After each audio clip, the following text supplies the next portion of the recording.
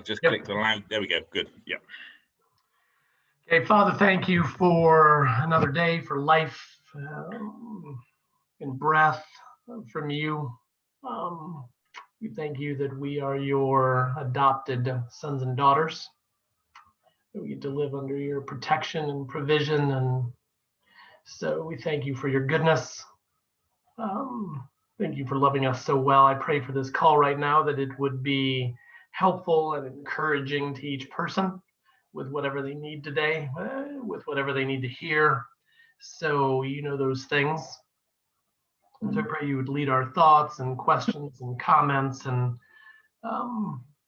lead it all today. So we love you and pray these things in Jesus' name. Amen. Mm-hmm. Well, I want to begin by doing a little review.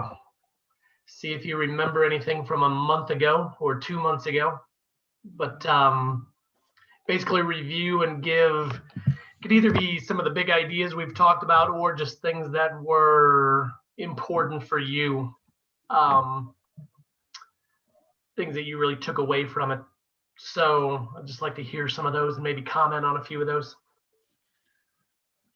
So jump in, please. Relationships as being absolutely key. Simon, why do you feel like, God, say a little more? Why do I feel like what? Yeah, why,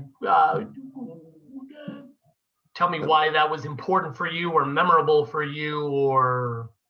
It goes back many years to an old church leader, and he did a run on relationships in the church, and that has stuck. And so when it's clearly so fundamental to Father, Son, and Holy Spirit. Yeah. It seems daft to even think how could it be anything else? But yes, it is just so core to who God is and who He has made us, and yet it's something that the world really tries to pull apart. Yep. So yeah, just hearing that in very early stages of being one of the vital blocks in what this is all about, I thought, yes, I'm happy to listen. Yeah. Yeah, great comments. Love it. Somebody else? I think being more intentional in prayer and kind of being focused on individuals rather than maybe praying for general things kind of really stood out. I think something we can definitely we do more of in our groups for sure. Yeah. Good word. Somebody else.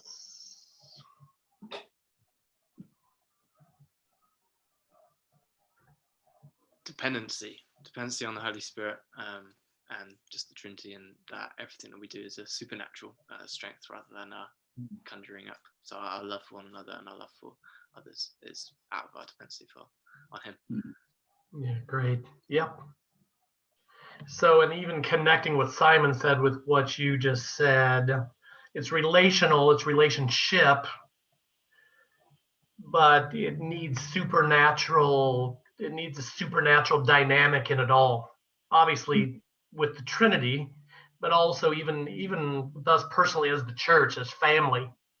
Yeah. Like if we're going to be good family and love each other well as family and serve each other well as family, like the motivation to do that, the creativity to do that, like we need supernatural help with that. And so often we don't go there. So often we don't think about it in that way. It's just kind of like, oh, relationship, like we can figure that out, can't we? It's relationship. But because we aren't prayerful about it, we aren't listening, discerning, thoughtful about it with the help of the Spirit, we could love each other much better as family, as the church. I think if we were more prayerful, better listeners, more discerning together about actually how to do that. So, and then obviously on mission, like so critical. I think it's why so many Christians feel like fearful or hesitant to love lost people. Partially it's a motivation thing, which we need the help of the Spirit for, and God growing our hearts to love lost people. But then even getting into the actual doing it, like having a conversation at work or talking with a neighbor, or knowing what's next in the relationship, knowing how to love them the next best way, whether that's helping them with a house project or blessing them with some yummy dessert, or that we could do those things much more effectively and much more fruitfully if we could become people and communities that are dependent, prayerful, listening, discerning to the missionary spirit. Like, super clear in the Gospels and Acts that they were very dependent on the helper. Jesus was very dependent on the Spirit, actually, which a lot of Christians don't even make that connection. But Jesus said it very clearly, like, I needed the Spirit for these things. So yeah, great connection there, relationship and the supernatural dynamic that must be, integrated into all of it. One more. I think embracing the mess of the messy relationships and allowing room for new people and resisting the temptation to tidy everything up. And I was just reading through Acts again and seeing how messy the church is, and how I'm not even a very tidy person, but even I don't like that amount of mess going on in my life. So I think embracing the mess and having that as a key thing has really spoken to me. Yeah, good. Not a tidy, neat group that works perfectly. Yeah, very good. Very good. Yeah, having that expectation. If you go into it with that expectation that your missional communities are going to be, to use the word messy, and there's going to be disagreements and challenges, and just if you go into it with that expectation, it will really make a difference. But part of what's so interesting about it, I was talking with the church yesterday, and it was like, one of the reasons why a lot of churches don't go this direction is because the mess scares them, or the mess like we'd rather just run a program because it's nice and tidy. Run a good program at the church, you get some good people showing up for the program, it's under your control, it's nice, clean, and tidy. There's not much mess because there's not deep relationship where we're really digging into the harder, yuckier parts of each other's lives. So that's actually why a lot of churches don't go this direction. They hear about it and they consider it, and then they compare it to their nice, tidy, under control program. And it's like, why would we choose that? Why would we choose messy relationship, life on life, all this family stuff you're talking about? Why would we choose that when we can just run a program? Well, obviously, my answer to that, or our answer to that, should be because that's our calling. We're actually called to it. It's actually who we are as the people of God. It's actually who we are as the church, is to actually engage life and engage ministry, and for the church to be that messy relational environment, not clean and tidy. Because one of the real discipleship implications is, if things are clean and tidy and nice and under control, honestly, people aren't being discipled very well. You might not like me for saying that, but if things are clean and tidy, and people probably aren't being discipled very well, because none of their none of their pride, none of the things that we need the gospel for and we need to grow in, those things don't get exposed. Those things don't get exposed when things are nice and tidy.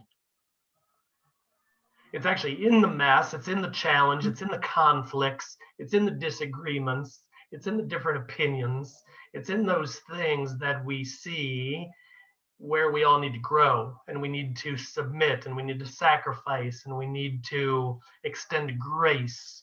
We need to be patient. Think of all the things we're commanded or called to do in terms of being patient and compassionate and extending grace and all those. Like, when do you need to exhibit those things? Not when things are easy.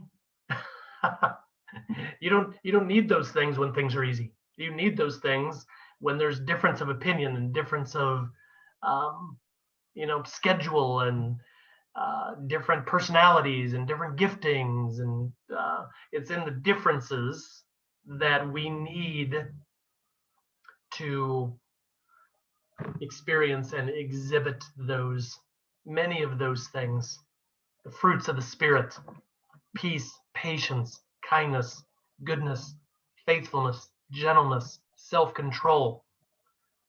Is it hard to demonstrate self-control when you're in a nice, tidy program?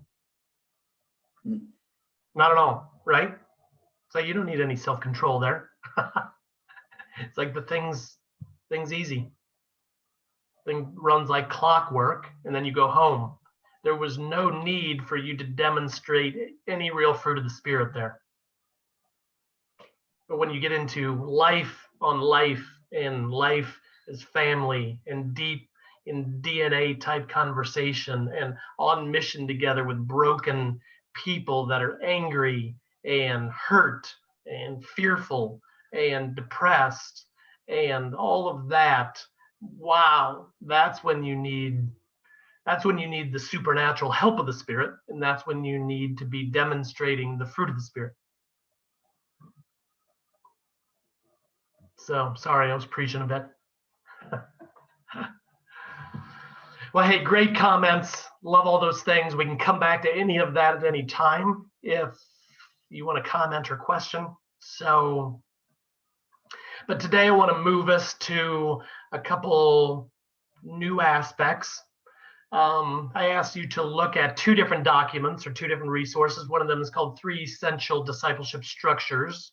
So I'm just going to talk about those a bit, and then especially the DNA, like why is DNA critical, and how does a DNA function? So we'll spend part of the time doing that.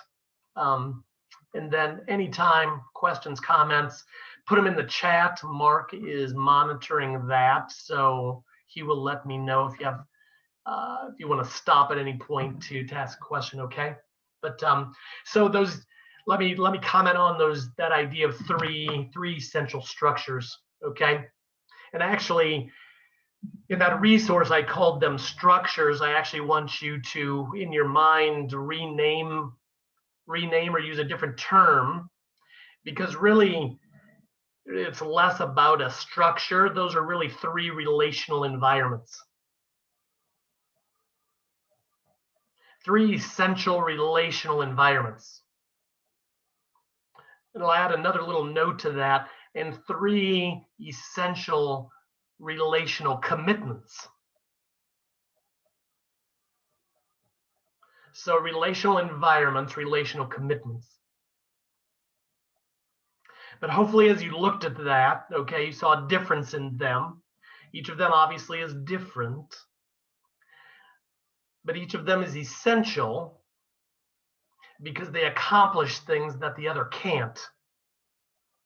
When you gather together as a larger extended body, church, family, certain things happen there because of the size, because of the diversity, because of the scope of the gifting, because of the scope of the personality. You can't get those things in a DNA of a few people. You can't get those things in a missional community of 10 people. There's something different. There's a different dynamic. So when you when you communicate, when you pray, and when you worship, and when you do what you do on a Sunday morning, unique things happen there. So that's why I'm not a big proponent of pure house church. A lot of good things, because there's a lot of similarities to a missional community and a house church, but I think there's limits to it also. I think if you just go pure house church model or a house church structure, you miss something, you lose something, you're lacking something. You're lacking the larger extended family, which is the church. Okay? You can comment on that later if you want. Okay? So Sunday, unique in its experience. Okay? Relational environment. Okay? But a lot of people, I mean, statistics show that church attendance is decreasing, and that's actually not a good thing. You might say, but people are part of these smaller groups, and that's a good thing. So it's okay if people aren't showing up on a Sunday. I'd say, no, it's not true. It's not a good thing. There is a relational commitment that we, I believe, are called to, again, connected with our family identity, to be part of this bigger extended family. If your people don't see it as important, I believe it's a discipleship issue. It's a gospel issue.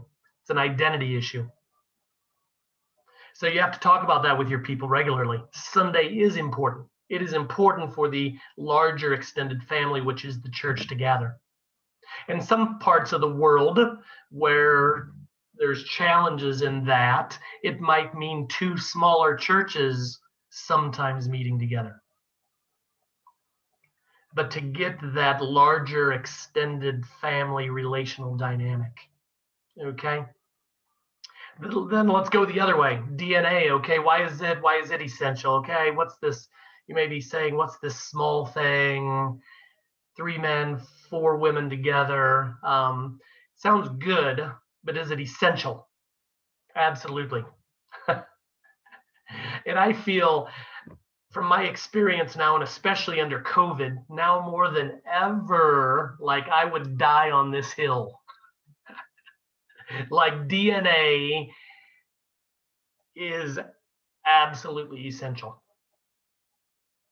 Because there's certain unique things, again, that can happen in a DNA that cannot happen anywhere else. Because of its size, because it's male and female specific. You don't get that in a missional community or a house group, you don't get that, because it's 8 to 10 to 12 to 14 adults and kids. You can't get that same experience. You can't have that same depth of communication. It's a bigger group of people in a missional community. Again, 8 to 10 to 12 to 14. You're not going to get that you're not going to get that relational experience, that same relational experience as you get in a DNA. Okay. Also very unique because it is gender specific. Men with men, or boys with boys, girls with girls, women with women. Anytime, you guys know this, but I'll just state it, obvious. You got a group of girls or women, and there's one boy or one man or two, they're not gonna communicate the same way. Right? Everybody shake your heads. Okay? You are not gonna relate and communicate the same way if the opposite sex is there. Same way with men. If men are in this group and there's 1 or 2 or 3 or 4 women there, they are not going to relate the same way. They are not going to communicate the same way. And they shouldn't, I believe. So that's why the DNA is so good and so important, so fruitful, is because it's small and it's gender specific, and you're able to communicate and relate in deep, vulnerable ways that you can't do anywhere else. People won't do anywhere else. That depth, that vulnerability, okay? A couple other key things about the DNA. Some of you introverts on this call, anybody? Nobody? Introverts, okay? Like to kind of hang back and be quiet and be good, you know? guess what? When they get into a group of 8 to 10 to 12 to 14, like in a missional community, they can hide there. Okay? They can hide there, which isn't totally a bad thing. Okay?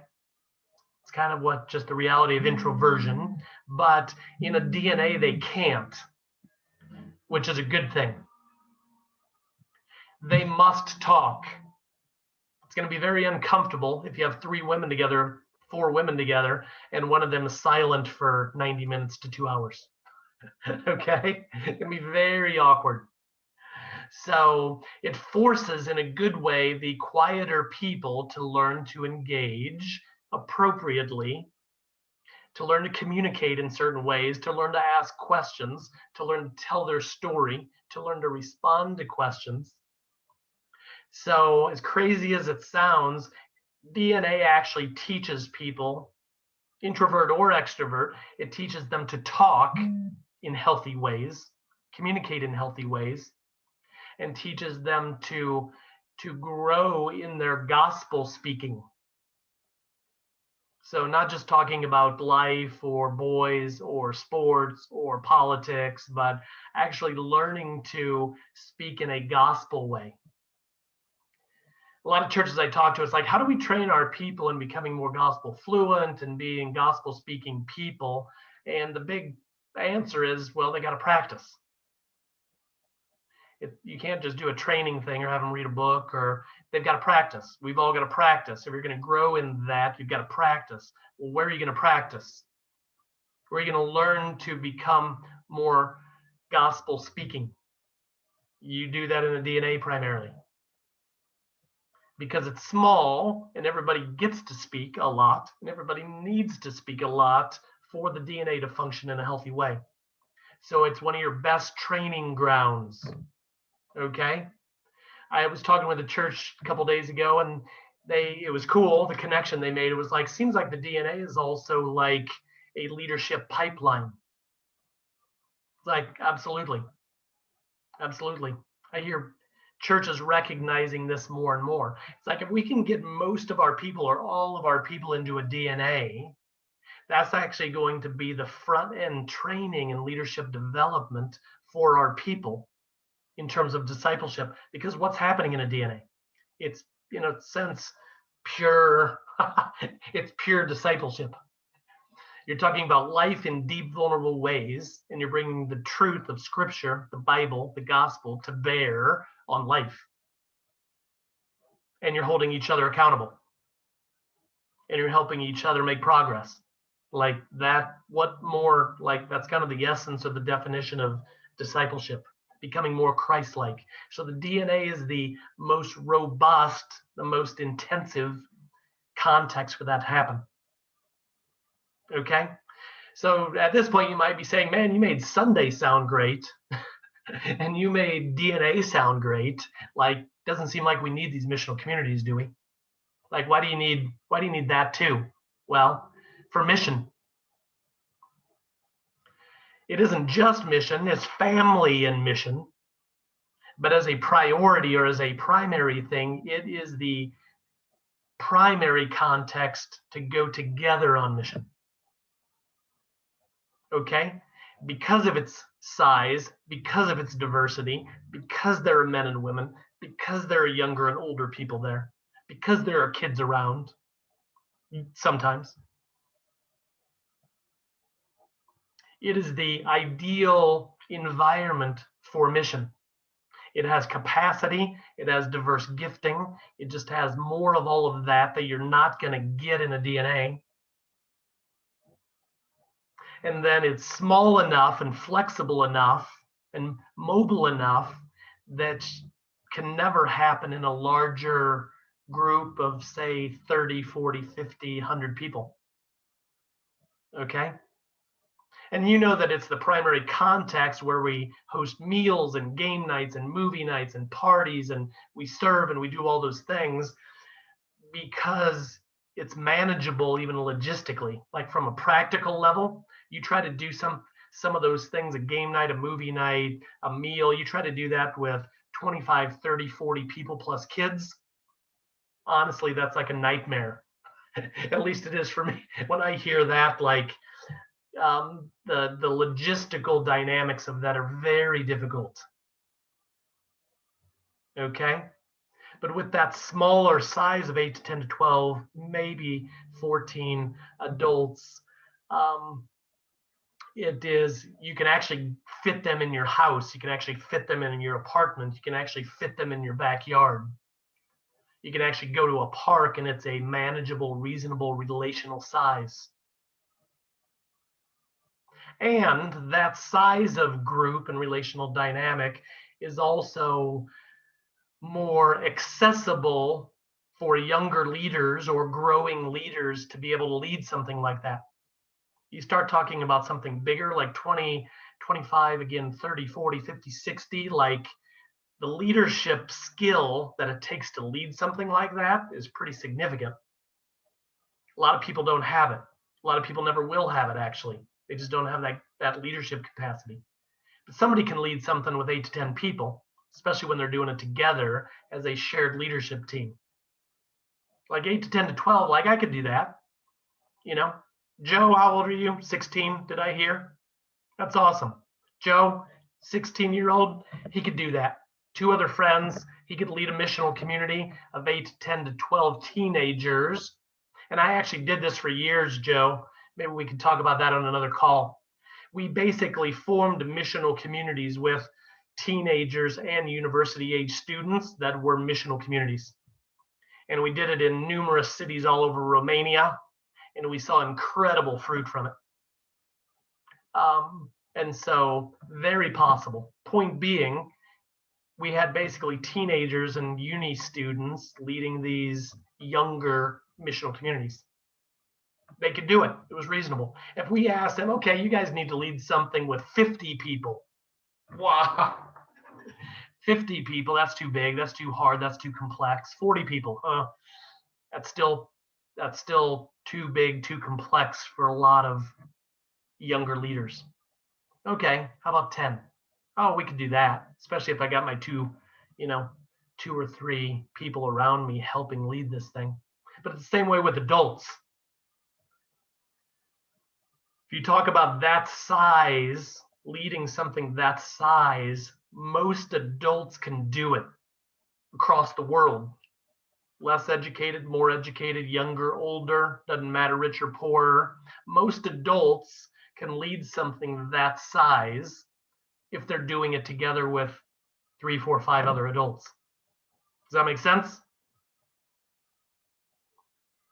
So, all 3 essential. Relational environments. All 3, we need to call our people to these relational commitments. Why? Because they need them, we all need them to become fully formed disciples. And that's the way I like to talk about it. Sometimes you'll talk with churches and it'll be like, yeah, I like 2 out of the 3. I like these things that you're saying, but the 3rd one, I don't think we need that. And I just say, if one of them is lacking or one of them is missing, you're not going to get fully formed disciples in the end. If that's the goal, fully formed disciples, you will get part of the way there, obviously, because 2 out of the 3 are still good, but 3 out of the 3 working together, complementary, regularly, consistently working together will get your people closer to fully formedness. Is that a word, fully formedness? I don't know.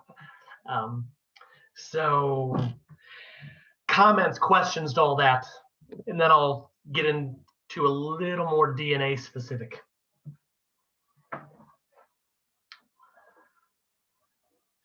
Any comments, any questions, anything you want me to say more about, any stories you want me to tell about that? I'm not sure if I'm breaking the rules just by saying it, but yes. So in terms of the discussion of gender within DNA group, would you say that is big enough an issue? Say like 3 males and like 1 female, is that big enough an issue to restructure a group around, would you say? Yeah, absolutely. Yeah, again, we do see if you've got a situation like that, again, girls need to be with girls, boys need to be with boys, men need to be with men, women need to be with women for certain purposes, Joe. Not all the time, and especially not in terms of mission and family, but in terms of some of the deep, vulnerable conversations we need to have. Obviously, I mean, about anything sexual. Let's just, anything sexual, which needs to be talked about a lot, okay? There's always sexual issues. We've all got sexual issues. Lust is a universal issue, okay? Men and women, like, needs to be talked about, needs to be gospeled. So boys shouldn't be talking about those things with girls present, ever. Girls shouldn't be talking about those things with boys present, okay? So men with men, women with women, girls with girls, boys with boys. So, but Joe, I think behind maybe what you're asking also, man, we do a lot of other things. Again, most of the time, actually, we're living life as mixed communities. Most of the time. DNA is just this unique moment, and I would say minimum 2 times a month. DNAs need to meet minimum 2 times a month, or they're not going to get the depth and the goodness, the fruit of it, if they're not meeting at least a couple times a month. But then everything else, man, is mixed. So it's not like we're segregating or segmenting. It's not that at all. It's just these few hours really over the course of a month where it's like we need to have some guy conversations. And the girls are saying we need to have some girl conversations. Like, that's what it is, and that's what happens there. Okay, so I like your question though. I would certainly echo that, Todd, that, the conversations I've had over the last year in DNA with the guys, there's nothing we raise our eyebrows at, but I'm shocked at the depth and breadth that we've spoken about. And, what is, we all need to go there at certain times and create a safe context. These, if I'd put one of their wives in that room with them, they'd have clammed up. They would not have gone there. And the gospel would not have been applied to that situation. We've got a question coming in from Paul and Paula. So just unmute yourselves and ask away. Yeah, just really clarifying, Todd, your thoughts on the frequency for these things. Thanks for, you mentioned a DNA maybe twice a month, but is it, just thinking on what we've learned in the past, missional communities, is that just like 4 times a month woven into life? Is it more some structure, some informal? What about Sunday? What about church, the gathered thing? Is that every week? Yeah. I mean, I can give you examples, lots of different variations. I think what you have to determine, Paul, and everybody, you need to say what is contextual, what it's appropriate for our context, and then what's sustainable. Because I see a lot of churches or missional communities, and they make plans and they set things in motion, but they didn't talk about it clearly enough with their people. And actually, their people didn't make the plans. The leaders made the plans and told the people to do it. That's reverse. Like, the people need to make the plans with the help of the leadership. Because when the people make the plans, they will take responsibility for those plans because they're their plans. They're not somebody else's plans.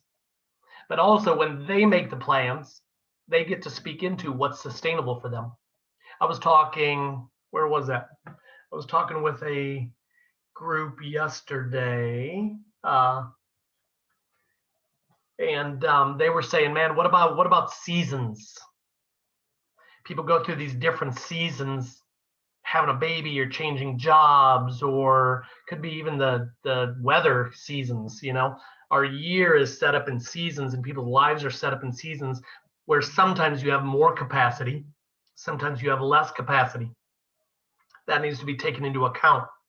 My missional community, my gospel community right now here in San Diego, one of our core couples is moving to another state in 2 weeks. So that's affecting the rhythm of our gospel community. That's affecting the plans of our gospel community.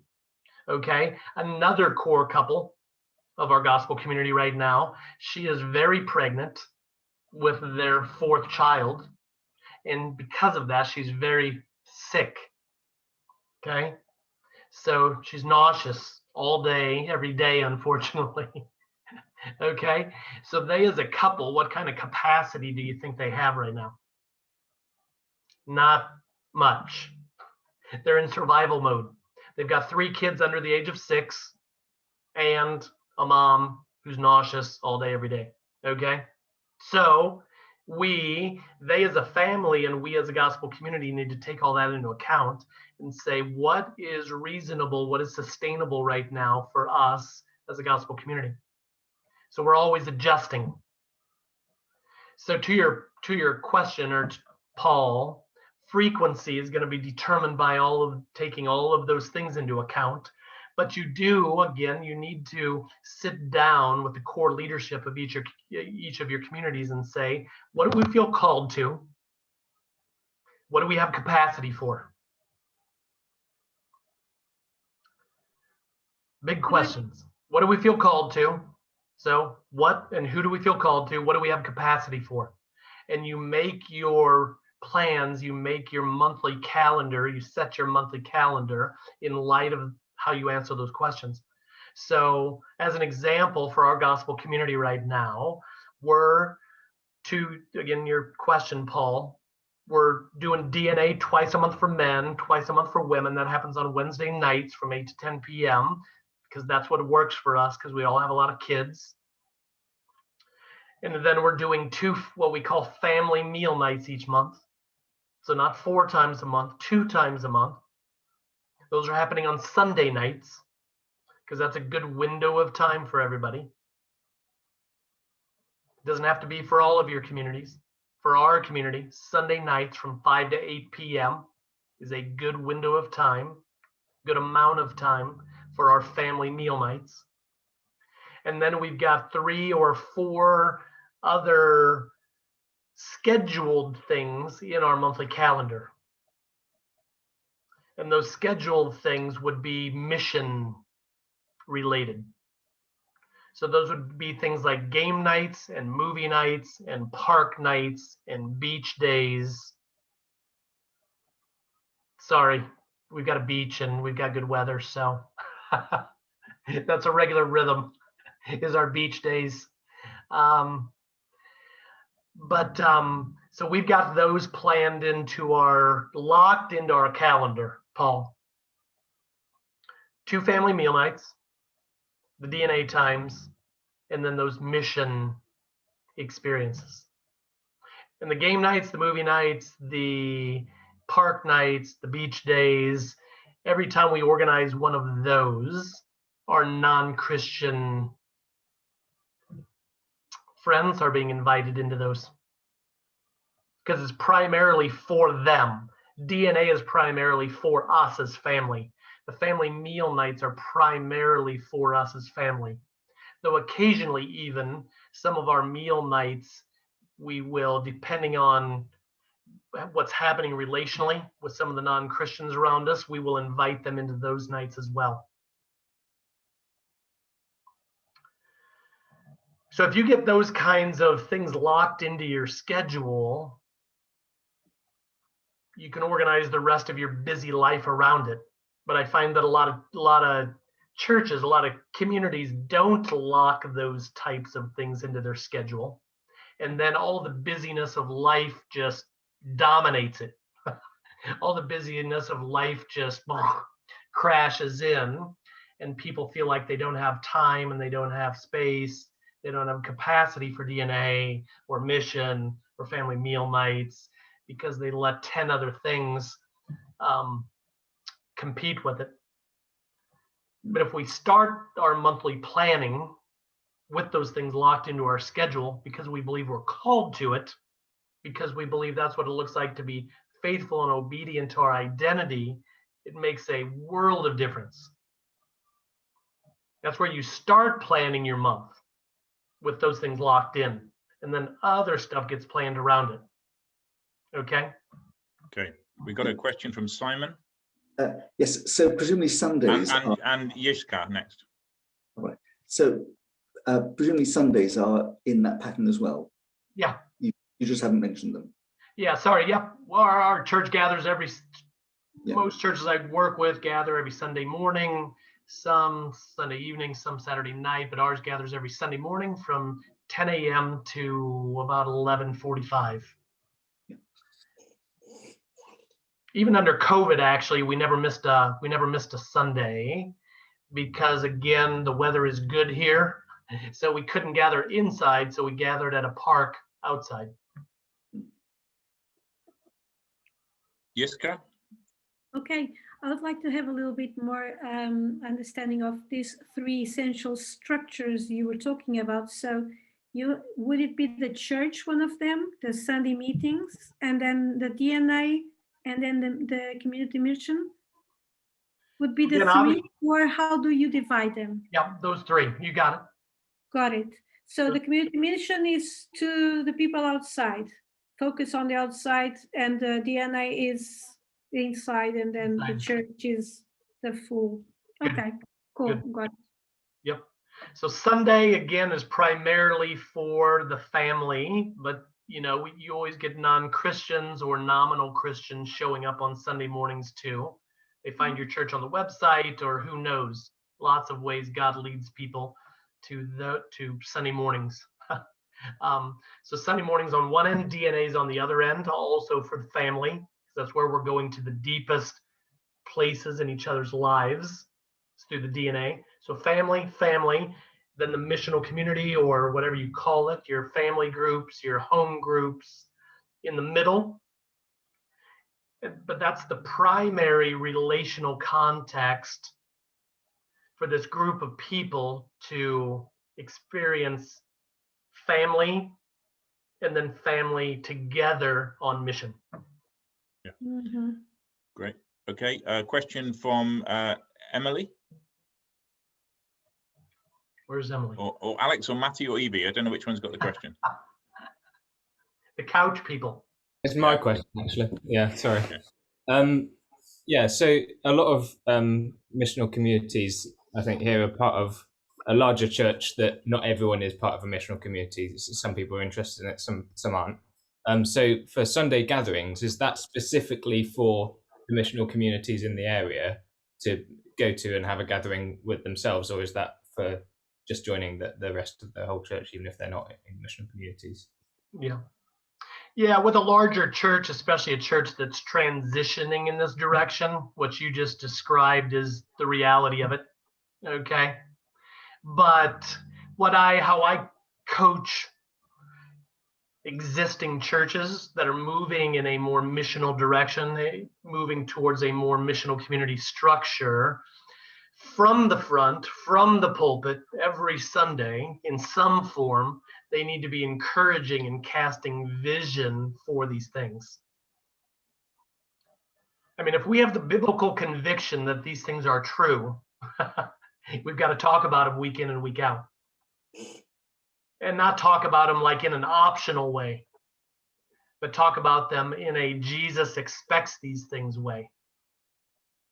So it's like just coming to church. So oftentimes we'll say things like, it's great to be here together on a Sunday morning. It's great to be together with the larger family. But just so you know, this isn't primarily the life of the church.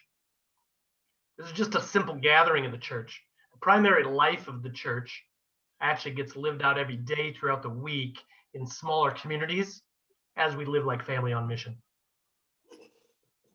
A lot of churches I work with will say something like that literally from the pulpit every single Sunday, reinforcing this idea that, yes, Sunday's good, important, essential, but it's not the primary thing. Primary thing is us living together as family, in community, on mission, the other 6.5 days, the other 6.5 days a week. If you're not using that kind of language and casting vision like that, people will see it as optional, and they'll just be churchgoers. Just like, yeah, I just want to go to church on Sunday. It's like Jesus died for much more than that. Jesus died from much more than people just being churchgoers, just showing up on a Sunday. He actually died so that we would follow his example, follow his command to make disciples, make more disciples, be his witnesses in Jerusalem, Judea, Samaria, to the ends of the earth. Like, that's literally a command, I believe. It's a calling for every single Christ follower. You will be my witnesses. You will be my witnesses. Go and make disciples. Yeah, Todd, just coming back on that, I mean, I guess, you know, we get to talk about new wine and new wineskins and not putting new wine in the old wineskins. If you've got a leadership that's hostile or resistant to this, you know, I guess, you know, we need to think about what that looks like. But that's just a comment. We don't need to reply to that now. But, you know, we're currently looking at a hybrid model where some people will see our new gathering as our alternative service. And we will still have, you know, several times a year, get everybody together. But we're also looking to leave conventional church intact as well. There's loads of different ways to do this, isn't there? Obviously. Yeah, yeah. Next question from Adam, and then the Thorogoods. So I don't know your name. So do you find that missional communities get made up of just of DNA groups, or is that not really the idea of all this? That is a way to think about it, but think about it the other day. Think about it the other way. Missional communities form DNAs from the people in them. So your DNA is an outgrowth of the people in your missional community, not the other way around. Does that make sense? Mm-hmm. Okay. So yeah, you're not going to form a DNA with people from another missional community, because that doesn't make relational sense, does it? Mm. If the goal is family and life together and life on mission together, we want to be as connected and close and, you know, as possible. That's only going to happen if people's DNA experience is connected to and complementary with their missional community.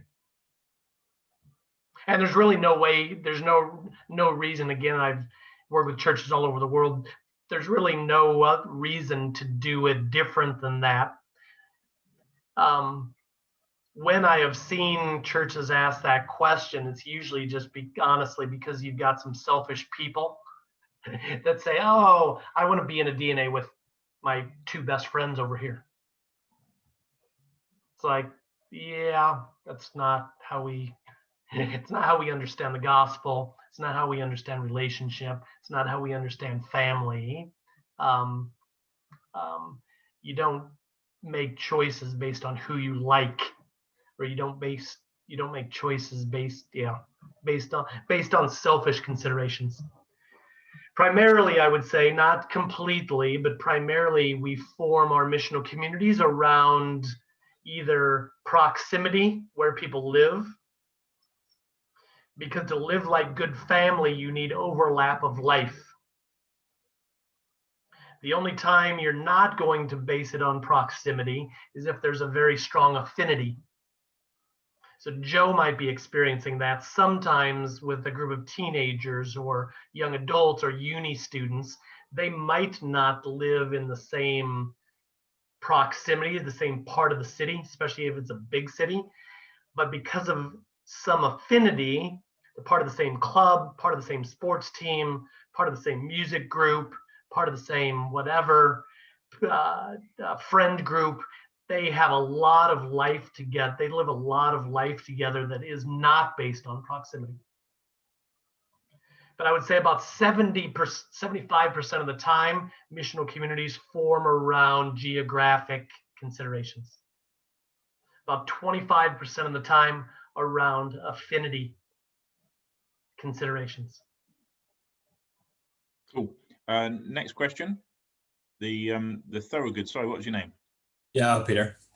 Hi. Yeah, I was intrigued by your when you said that during COVID you made sure the Sunday gathering happened, and I was just trying to work out whenever you talk about, and this is kind of in our experience of this and what we're trying to work out, and when we say life group is the primary place where church happens, but in reality what tends to happen is Sunday becomes the primary because it's the one that it's the hill we won't die on, and I guess I'm wondering how you battle that in terms of like that's our struggle right now. It's probably like we currently we can't do a Sunday big gathering because of COVID. We just don't have the space, and it's made people for the first time see life group as primary, and so we're kind of toying and wrestling with what it looks like to go back to Sundays, and maybe asking the question if our normal Sunday gathering is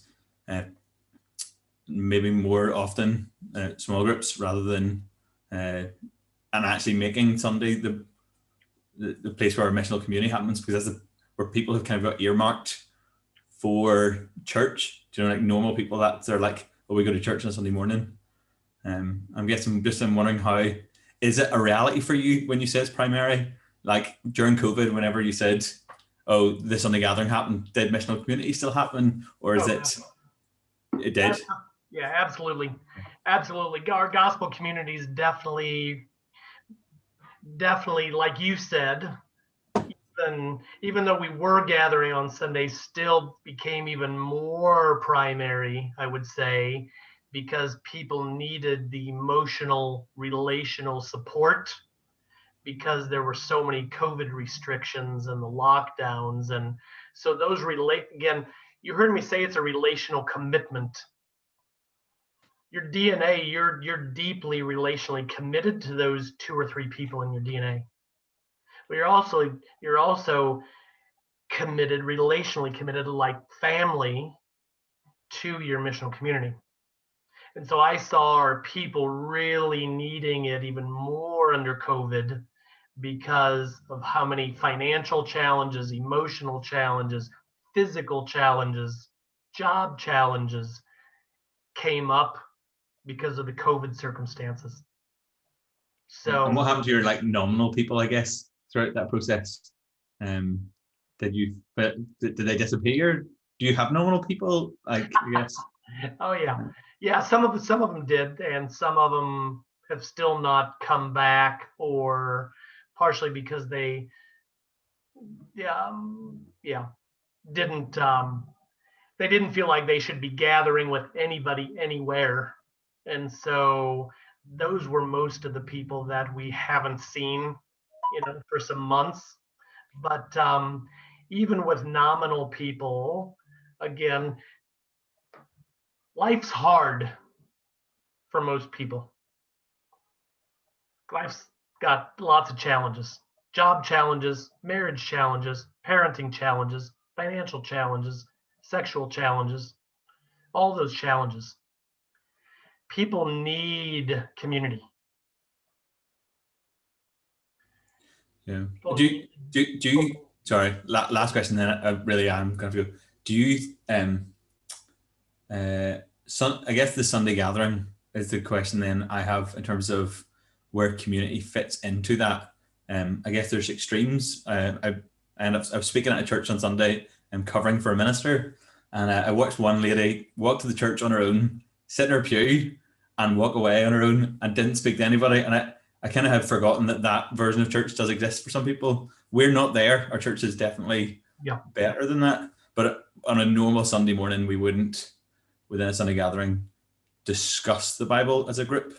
Maybe the kids would, they're pretty good, but the adults would tend to have just someone discuss the Bible. We wouldn't tend to pray together, as a group, we wouldn't pray together. It would be very much so from the front. Where does community fit into a Sunday gathering, I guess? Does your Sunday gathering just look different to ours? No, we have done some of those kinds of elements through the years, especially if you have a high percentage of your people in a life group or community group, missional community. you could do some of those types of prayer elements or discussion elements in those smaller groupings. One of the things we did for many years, we take communion every week. We love going to the table together. We think it's a beautiful gospel experience and family experience. So, man, going to the communion table together as a missional community, awesome. Awesome. Awesome to experience the bread and the wine or the juice together to remind each other of Jesus' life and death and sacrifice for us as a community. So that is one very practical element you could do in using your group structure. And for people that aren't part of one, so this goes back to what Alex or somebody was asking, we would set that up each Sunday by saying, we're going to go to the communion table now, and we're going to do it as communities, as families, as communities like families. If you're not part of one, we just want to invite you into that. If you don't feel comfortable doing that, go to the table alone, no problem. But we'd like to invite you in to experience that with one of the families. And each of our missional communities knew to be on the lookout for new people or nominal people. And so they would often, in those moments of transition, reach out to those new people and invite them to the table. I mean, I can tell you, I don't know, 6, 8, 10, 12 different times where I did that. It's like, new person I see sitting over there. I'd take 5 steps towards them and say, you know, our missional community is going to take communion over here. We'd have like 5 stations set up for communion. And I'd say, if you want to join us over here, we'd love to have you join us. Every time they said yes. And every time it turned into this really cool experience and then conversation with those people after everything finished. Just because we invited them to the table with us. But they got pulled into this relational circle of people that already love each other, where they just in those moments were well loved and invited in. And then when we finished that experience, guess what? The people in our missional community knew 2 or 3 of them would engage in conversation with those new people. How do you think that felt? Going back to what the one guy was asking, the Thoroughgoods, I didn't catch his first name, but when he just said that this woman came to church alone, sat there alone, and went home alone, like, I'm actually tearing up a little bit. I hope that brings tears to your eyes. That's like not how it's supposed to be, guys. That's not the church. It's not how the people are supposed to experience the church as family. Like, that's not okay. The fact that she could step in a church building and no one could engage her like family or invite her into something that looked like family, it's just not okay. Like, we've got to do better. So we've got to say, is our Sunday service even designed in such a way that newcomers could be invited into something relational? So we do a simple thing every Sunday morning after our music, our first 15 minutes of music and worship through music, we take a 5 to 10 minute break. Well, what's that? Why would you take a break? Isn't that kind of clunky, or isn't that kind of awkward? We take a break and it's relational. And all our people know, look around, say hi, introduce yourself to somebody new. Every Sunday, 5 to 10 minutes, right after the musical worship. And it's awesome. Again, under COVID, the last few months, I've met 6 new families. Those families felt well cared for. Somebody said hi to them, found out where they lived, found out they just moved down from, they were living, one couple like 20 hours north, just moved down like 2 weeks ago.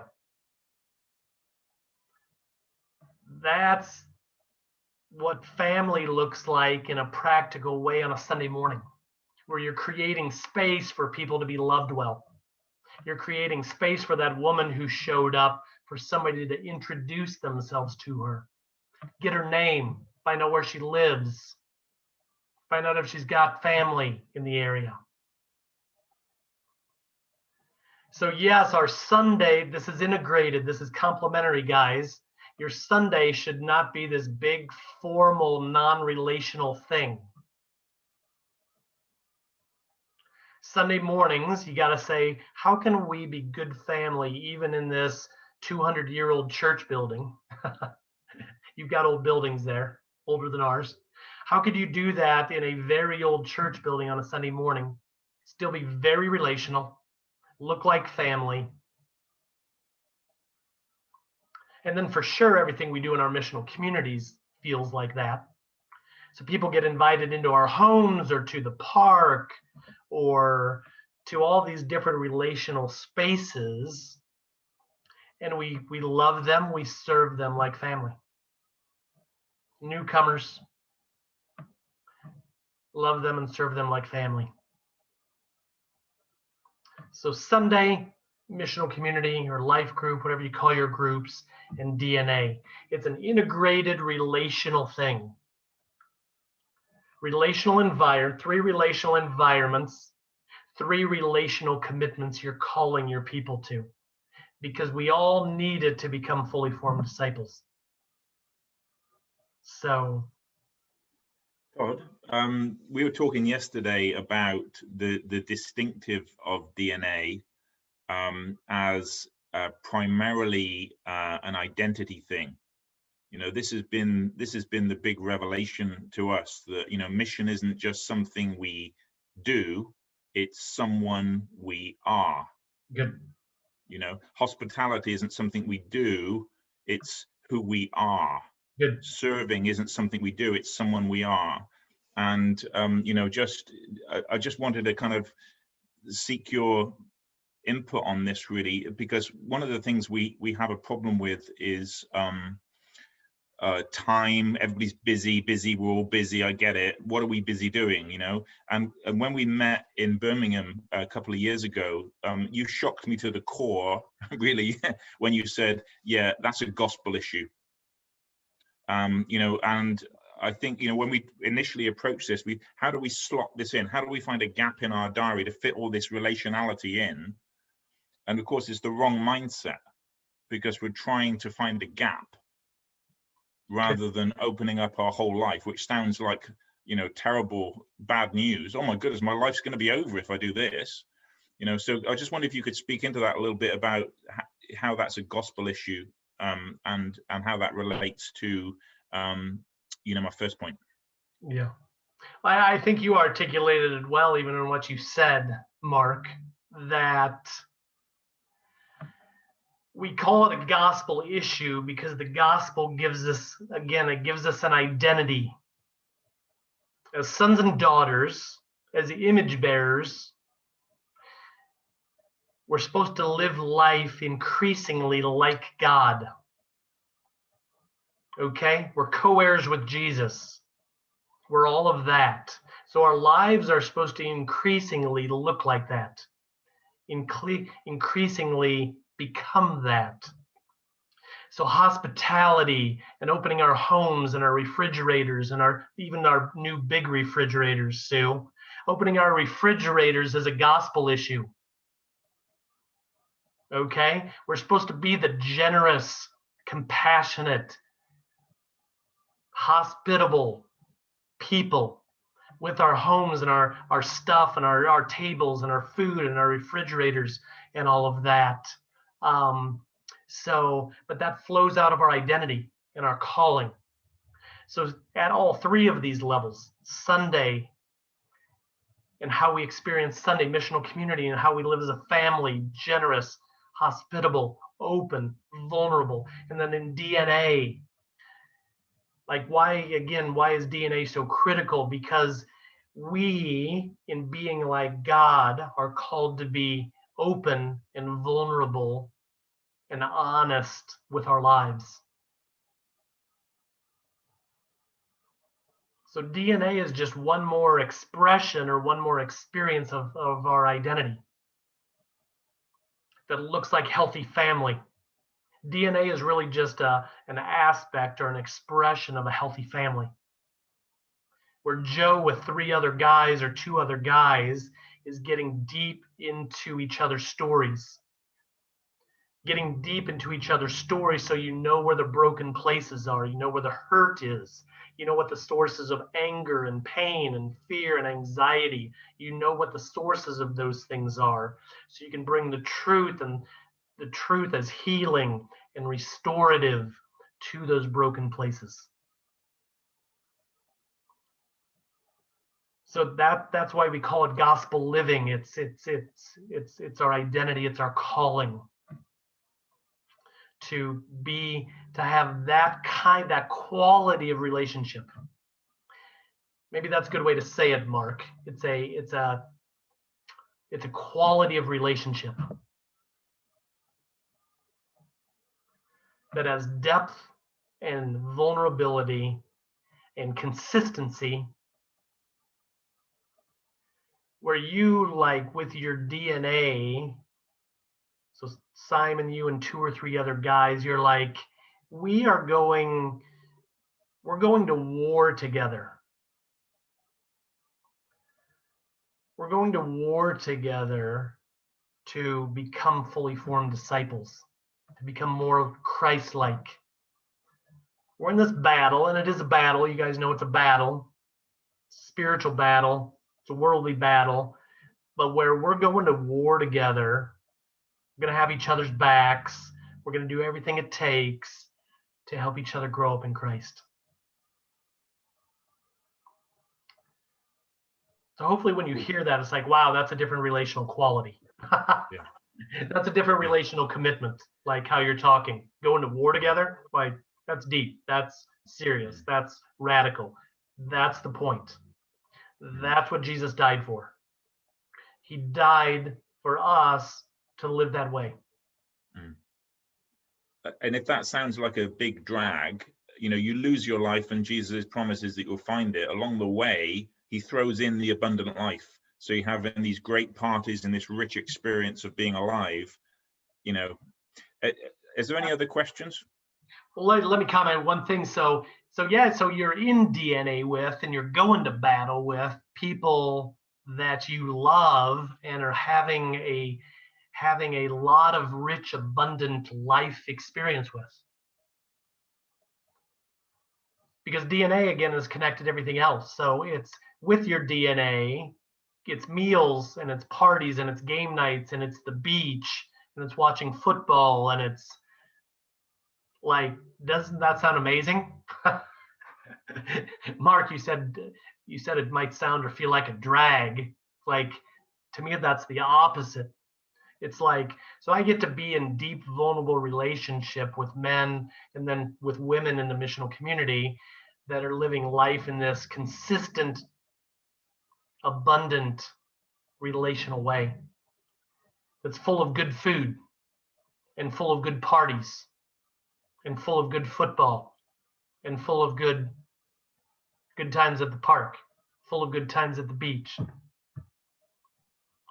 That's what's so beautiful about God's design in this. He created life to be rich and enjoyable, while at the same time it's purposeful in influencing others.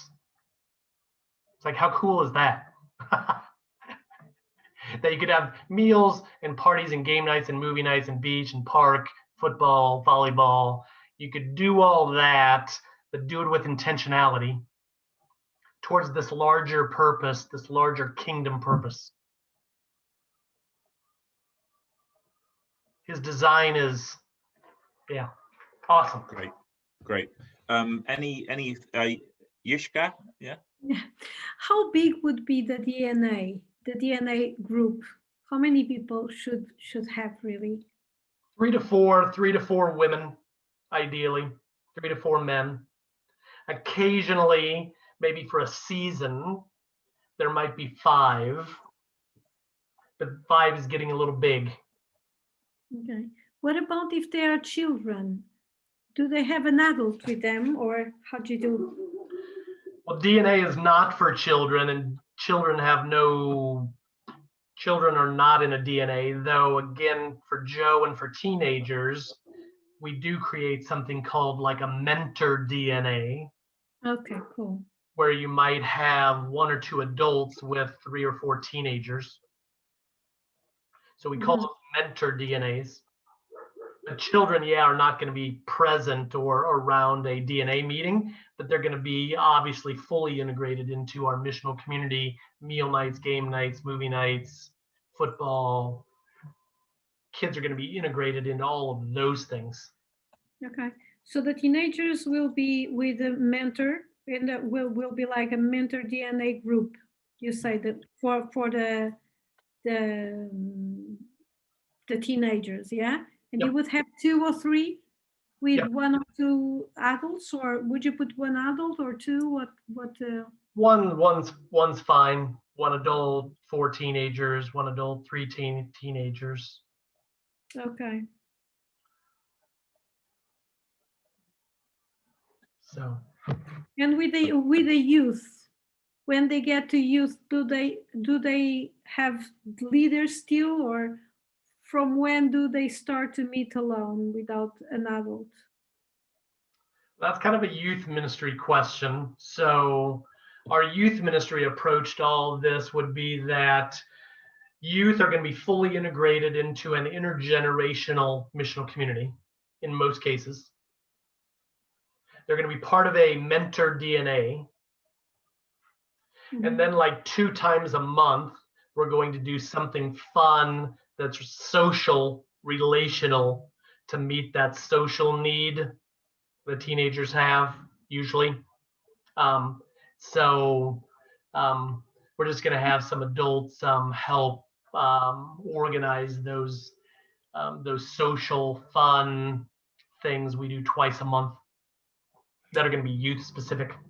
So that's our youth ministry strategy, fully integrated into a normal missional community, part of a mentor DNA, and then making sure we're caring well for their fun, social, relational needs with other peers.